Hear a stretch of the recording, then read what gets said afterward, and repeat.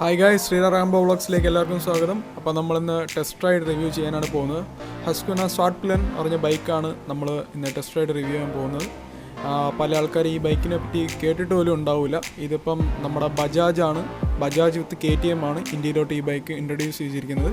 അപ്പോൾ എന്തായാലും ഈ ബൈക്കിൻ്റെ ബാക്കി വിശേഷങ്ങളിലേക്ക് നമുക്ക് കടക്കാം.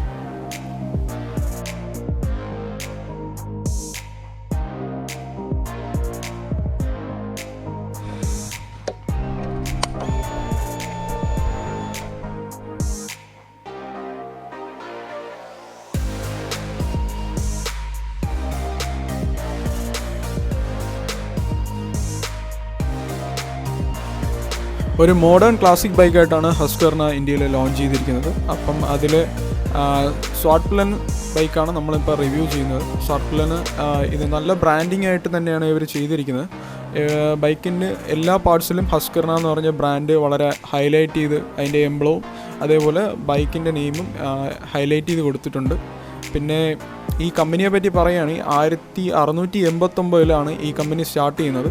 അന്ന് അവർ സ്വീഡനിലെ ഒരു ജസ്റ്റ് മെറ്റൽ വർക്കിംഗ് കമ്പനിയായിരുന്നു. അതിനുശേഷം 1903 ഓസ്ട്രിയയിലാണ് ഇവർ ബൈക്ക് പ്രൊഡക്ഷൻ സ്റ്റാർട്ട് ചെയ്തത്. അപ്പം വേൾഡിലെ തന്നെ one of the oldest and continuous production motor സൈക്കിൾസിലൊന്നാണ് ഹസ്ക്വന. അപ്പം എന്തായാലും പുതിയൊരു ബ്രാൻഡ് എന്ന് പറഞ്ഞാൽ ആരും പേടിക്കേണ്ട കാര്യമില്ല. ബിൽഡ് ക്വാളിറ്റിയും അത്യാവശ്യം കൊള്ളാമെന്നുള്ളൊരു ബിൽഡ് ക്വാളിറ്റിയാണ്. 1987 MV അഗുസ്റ്റ ഈ കമ്പനി ടേക്ക് ഓവർ ചെയ്തു. അതിനുശേഷം 2007 BMW and 2013 KTM motor cycles ഈ കമ്പനി ടേക്ക് ഓവർ ചെയ്തു. അതിനുശേഷം ഇന്ത്യയിൽ ഇപ്പോൾ KTM വിത്ത് ബജാജ് പാർട്ണർഷിപ്പിലാണ് കൊണ്ടുവന്നിരിക്കുന്നത്. ബ്ലാക്ക് ആരോ എന്നാണ് ഈ സ്വാട്ട് പ്ലെൻ എന്ന നെയിമിൻ്റെ മീനിങ് വരുന്നത്. അപ്പം വളരെ സിംപ്ലിസ്റ്റിക് ആയിട്ടുള്ള ഡിസൈനാണ് വരുന്നത്. ജസ്റ്റ് 2 ബോഡി പാനൽസേ വരുന്നുള്ളൂ. First body panel tank to mid section, പിന്നെ ബാക്ക് ബോഡി പാനലാണ് വരുന്നത്. അത് mid section to tail section, അങ്ങനെ ജസ്റ്റ് 2 ബോഡി പാനൽസാണ് വരുന്നത്. ബാക്ക് ടയർ ഹഗ്ഗർ ആയിട്ടുള്ള ഒരു മഡ് ഫ്ലാപ്പാണ് വരുന്നത്. അതിൽ തന്നെയാണ് നമ്പർ പ്ലേറ്റും വരുന്നത്. അപ്പം ബാക്ക് മഡ് ഫ്ലാപ്പ് യൂഷ്വൽ ബൈക്സിൽ വരുന്ന പോർഷൻ വളരെ എംപ്റ്റി ആയിട്ടിരിക്കും. അത് ചിലവർക്ക് ഇഷ്ടപ്പെടും, ചിലവർക്ക് ഇഷ്ടപ്പെടില്ല. അത് നോക്കി ആ ഡിസൈൻ ഇഷ്ടപ്പെട്ടു എന്ന് ഉറപ്പാക്കിയിട്ട് വേണം നിങ്ങൾ ഈ വണ്ടി ഓപ്റ്റ് ചെയ്യാൻ വേണ്ടിയിട്ട്.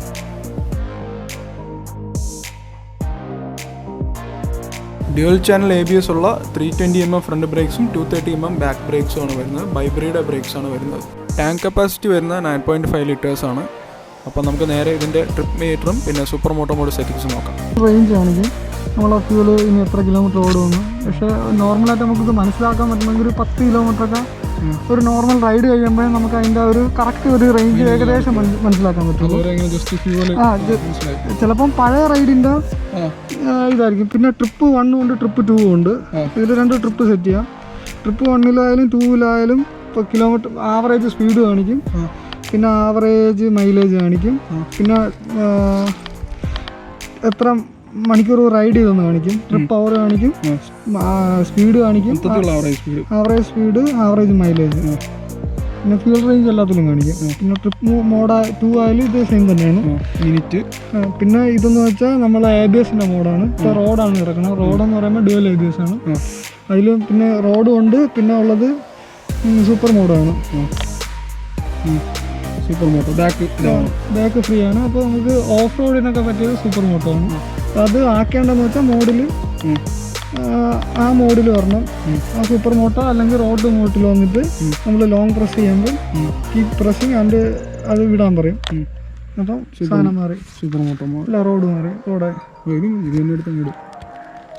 ഇത്രയല്ലേ ഉള്ളൂ, പിന്നെ സൈഡ് സ്റ്റാൻഡ് ഇടുന്ന അത് എല്ലാ വണ്ടിയിലും ഇപ്പം ഹസ്ക്വന സ്വാട്ട് പ്ലെൻ്റെ ബാക്ക് സീറ്റ് ഓപ്പണിംഗ് ആണ് കാണിക്കുന്നത്. നമ്മളപ്പോൾ ആദ്യം ചെയ്യേണ്ട പോസ് എന്ന് പറയുമ്പോൾ ശരപഞ്ചരത്തിലെ ചെയ്യാൻ. ഓക്കെ, ഇങ്ങനെ നിന്നിട്ട് താക്കോലി ഇവിടെ ഇങ്ങനെ തുറക്കണം. അറ്റ് ദ സെയിം ടൈം തന്നെ ബാക്ക് നമ്മൾ തുറക്കണം, എന്നാലേ ബാക്ക് സീറ്റ് തുറന്നു വരുള്ളൂ.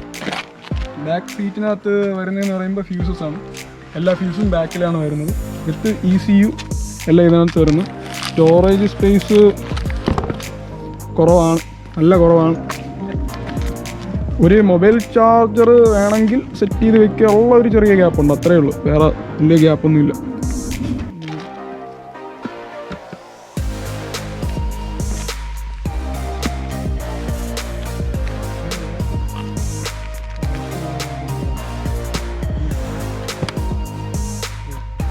പിന്നെ ഇതിൻ്റെ റേഡിയേറ്റർ വരുന്നത് ഇവിടെയാണ്. അപ്പോൾ ആ റേഡിയേറ്ററിൽ തുറക്കാൻ നേരത്ത് കയ്യിൽ നിന്നും തട്ടാൻ നോക്കണം. നല്ല ഹീറ്റായിട്ടിരിക്കുകയായിരിക്കും, കൈ പൊള്ളാൻ ചാൻസ് ഉണ്ട്. അപ്പം താക്കോൽ തുറക്കുന്ന സമയത്ത് ജസ്റ്റ് ഒന്ന് സൂക്ഷിച്ചോളാം ഇതിൽ തട്ടാതിരിക്കാൻ വേണ്ടിയിട്ട്.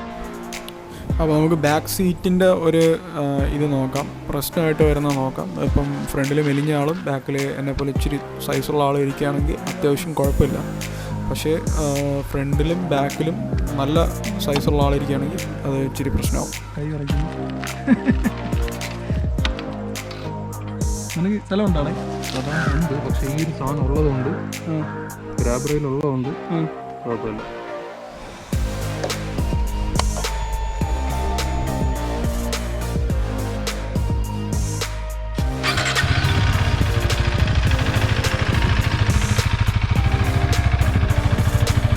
അപ്പോൾ നമുക്ക് നേരെ ടെസ്റ്റ് റൈഡ് റിവ്യൂ പ്ലസ് ബാക്കി ഇതിൻ്റെ ഹൈലൈറ്റ്സും ഫീച്ചേഴ്സും കൂടെ നമുക്ക് നോക്കാം. അപ്പോൾ നമുക്ക് നേരെ ഒരു ടെസ്റ്റ് റൈഡ് റിവ്യൂയിലോട്ട് പോകാം. കുറച്ച് ഓഫ് റോഡിങ് കൂടെ നമുക്കൊന്ന് സ്റ്റാർട്ടിങ് തന്നെ ട്രൈ ചെയ്ത് നോക്കാം. ഇതിൻ്റെ സ്കാംബ്ലർ ടൈപ്പ് വണ്ടിയാണ്, അപ്പോൾ കുറച്ച് ഓഫ് റോഡിങ്ങും കൂടെ പറ്റിയ വണ്ടിയാണ്. MRF റെഫ്സ് FD ടയേഴ്സാണ് വരുന്നത്, ഡ്യുവൽ പർപ്പസ് ടയേഴ്സാണ് ഇതിൽ.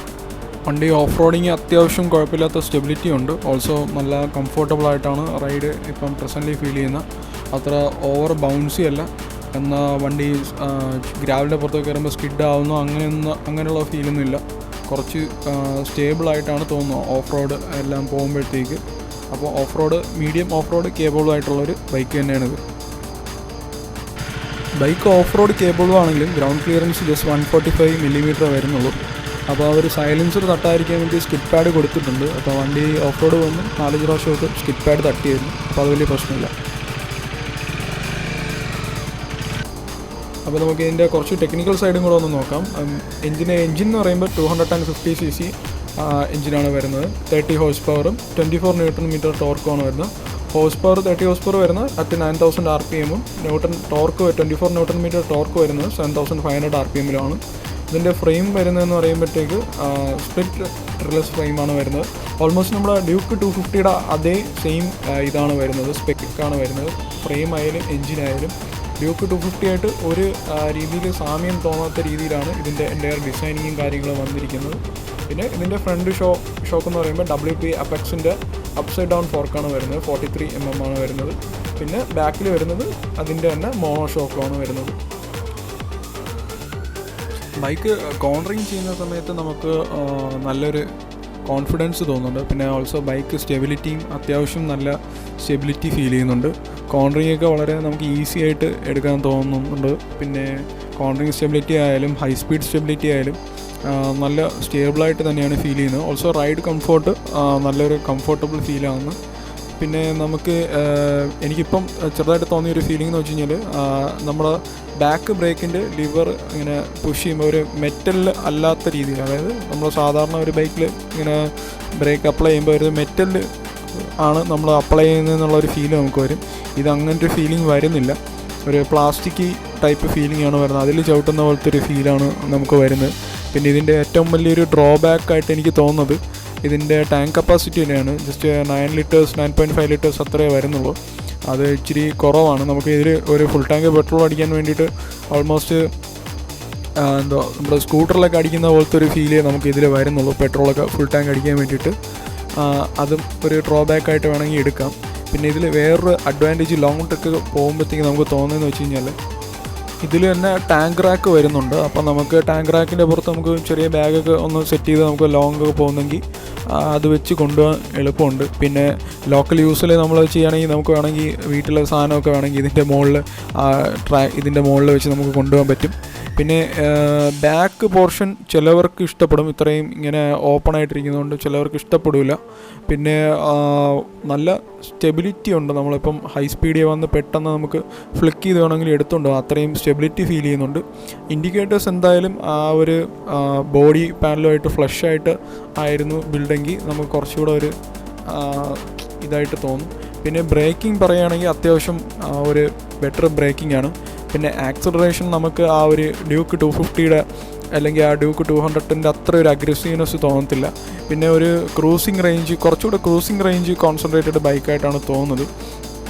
ഇതിൻ്റെ 0 to 60 എന്ന് പറയുമ്പോൾ 3.4 സെക്കൻഡ്സും 0 to 100 എന്ന് പറയുമ്പം 8.64 സെക്കൻഡ്സും ആണ് വരുന്നത്. ഓൾമോസ്റ്റ് 9 സെക്കൻഡ്സിൻ്റെ അകത്ത് തന്നെയാണ് വരുന്നത്. അപ്പോൾ അത്യാവശ്യം ആക്സിലറേഷനൊക്കെ ഉള്ള വണ്ടിയാണ്. പിന്നെ റൈഡ് കംഫോർട്ട് കുറച്ചുകൂടെ അവർ കോൺസെൻട്രേറ്റ് ചെയ്തിട്ടുണ്ട്. ഓൾസോ കുറച്ചുകൂടെ ക്രൂസിങ് ഓറിയൻറ്റഡ് ടൈപ്പായിട്ടാണ് ഇതിൻ്റെ ബാക്കി സെറ്റിങ്സും കാര്യങ്ങളൊക്കെ ചെയ്തിരിക്കുന്നത്. പിന്നെ ബൈക്കിൻ്റെ വെയിറ്റ് എന്ന് പറയുമ്പോൾ ജസ്റ്റ് 154 kgs ആണ് വരുന്നത്. അതിൻ്റെ പ്രൈസിങ് ഓൾസോ അഗ്രസീവ് പ്രൈസിങ് ആണ്. നമുക്ക് കമ്പയർ ടു ഡ്യൂക്ക് 50 കുറച്ചുകൂടെ പ്രൈസ് കുറവാണ് ഇതിന്. ഡ്യൂക്ക് 50യെക്കാട്ടി പ്രൈസ് കുറവാണ് ഇതിന്. ഓൾമോസ്റ്റ് 25,000 to 30,000 പ്രൈസ് റേഞ്ച് വ്യത്യാസം വരുന്നുണ്ട്. അപ്പം പ്രൈസ് റേഞ്ചിൽ നോക്കിയാണെങ്കിൽ എനിക്ക് തോന്നുന്നു കുറച്ചുകൂടെ ബെറ്റർ ഓപ്ഷൻ ഡ്യൂക്ക് 250യെക്കാട്ടി കുറച്ചുകൂടെ ബെറ്റർ ഓപ്ഷൻ ഇതാണെന്ന് തോന്നുന്നു. പിന്നെ ഇതിൽ റൈഡ് ബൈ വയർ അങ്ങനെയുള്ള ഓപ്ഷനൊന്നും ഇല്ല. പിന്നെ പിലിയന് അത്യാവശ്യം സൈസുള്ള ആളാണെങ്കിൽ പിലിയൻ ഇച്ചിരി സീറ്റിംഗ് ഇച്ചിരി പ്രശ്നമാവാൻ ചാൻസ് ഉണ്ട്. ബാക്ക് ഗ്രാബ് റെയിലും കൂടെ ഇല്ലെങ്കിൽ പിലിയന് വളരെ ഡിസ്കംഫോർട്ടബിൾ ആയിട്ട് ഫീൽ ചെയ്യാൻ ഈ വണ്ടി ചാൻസ് ഉണ്ട്. അത് രണ്ടുമാണ് എനിക്കൊരു ഇഷ്യൂ ആയിട്ട് തോന്നിയത്. അപ്പം ബൈക്കിൻ്റെ ഒരു റൈഡ് കംഫോർട്ടും പിന്നെ സ്റ്റെബിലിറ്റിയും ബ്രേക്കിങ്ങും തന്നെയാണ് ഏറ്റവും ഹൈലൈറ്റ് ആയിട്ട് എനിക്ക് പറയാനുള്ളത്. ഓൾസോ പ്രൈസിങ് വളരെ നല്ല പ്രൈസിങ് ആണ്. അപ്പം ഒരു 250 റേഞ്ച് ബൈക്ക് എടുക്കാൻ പോകുന്നുണ്ട് എന്നാണെങ്കിൽ ഒരു സ്കാംബ്ലർ ടൈപ്പ് വണ്ടിയാണ് നിങ്ങൾക്ക് കുറച്ചുകൂടെ ഇഷ്ടം, അല്ലെങ്കിൽ ഒരു മോഡേൺ ക്ലാസിക് ലുക്കാണ് നിങ്ങൾക്ക് ഇഷ്ടം എന്നുണ്ടെങ്കിൽ എന്തായാലും ഈ വണ്ടി തന്നെ പ്രിഫർ ചെയ്യാൻ ഞാൻ പറയും. ബിൽഡ് ക്വാളിറ്റി ഡ്യൂക്ക് 250 ഇതും ഓൾമോസ്റ്റ് സെയിം ബിൽഡ് ക്വാളിറ്റി തന്നെയാണ് വരുന്നത്. പാർട്സ് ആയാലും എല്ലാം സെയിം തന്നെയാണ് വരുന്നത്. അപ്പം ഒരു ഡ്യൂക്ക് 250യുടെ അത്ര ഒരു അഗ്രസീവ്നെസ്സും ഇല്ല, എന്നാൽ കുറച്ചുകൂടെ ഒരു ക്രൂസിങ് സ്റ്റൈൽ വണ്ടിയാണ്. അപ്പം അങ്ങനെയുള്ള പ്രിഫർ ചെയ്യുന്ന വണ്ടിയാണ് നിങ്ങൾ പ്രിഫർ ചെയ്യുന്നത്, എന്തായാലും ഈ വണ്ടി മേടിക്കണമെന്ന് തന്നെയാണ് എൻ്റെ അഭിപ്രായം.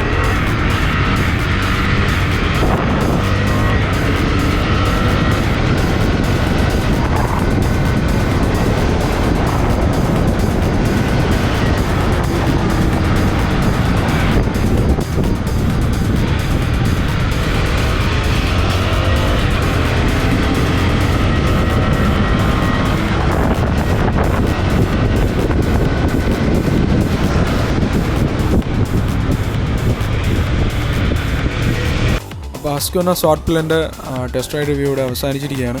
Hope you guys enjoyed this video. അപ്പം please do like, share and subscribe to my YouTube channel. അപ്പം ക്യാമറമാൻ ഡോണിനൊപ്പം this is Sreerag Ram signing of.